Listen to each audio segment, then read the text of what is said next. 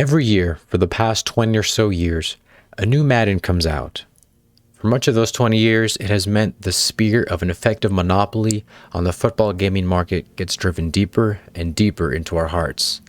There was once a time when players had options. There was a time when players could play games with several installments like NFL Game Day, NFL Fever, Quarterback Club, and 2K. They could also play one-off titles like Backbreaker, Prime Time, and All-Pro Football. Up until a few years ago, players could at least choose between Madden and NCAA, but no matter which they chose, the money went to the same place.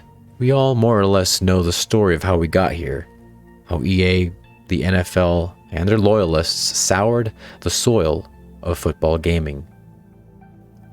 In recent years, EA has reported net revenues exceeding $1 billion. This is including their other games like FIFA. However, Madden continues to be an extremely profitable enterprise.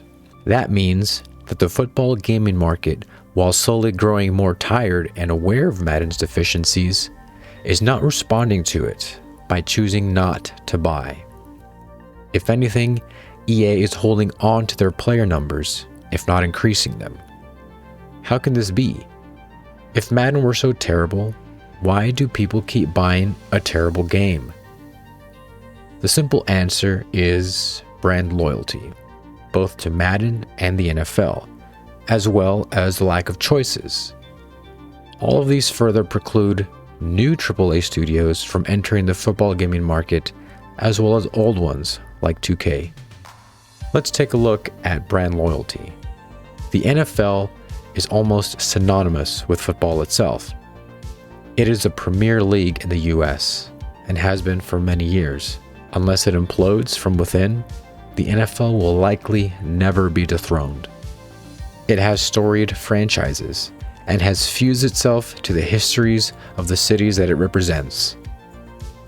Everyone wants to play as their beloved team, or to the very least play as real teams with real player names.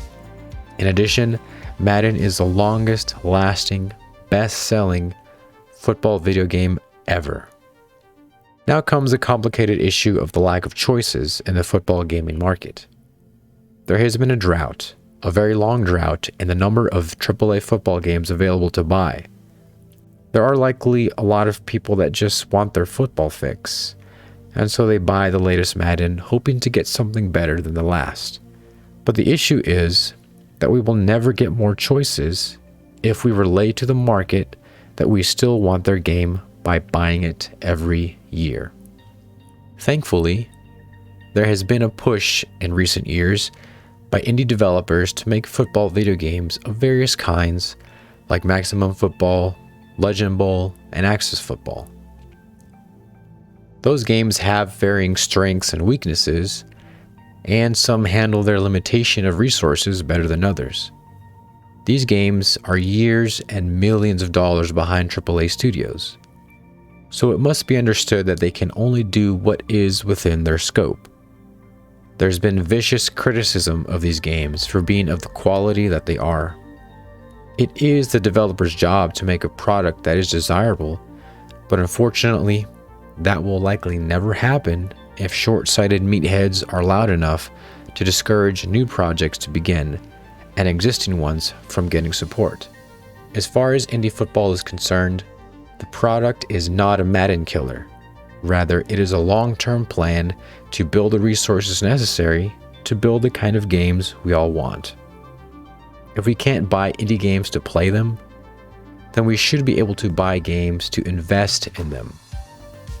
EA and the NFL have the football gaming market by the balls, and as long as we settle for their peanuts, we'll never get the games we really want. Look at the rest of the gaming landscape. It enjoys a rich and endless supply of games in each and every genre, both indie and AAA. Yet because of our brand loyalty and fear of becoming part of an independent project and hatred of people that have the gall to try, we destroy the only vessels that can get us out of this terrible place where EA and Madden are unchallenged kings.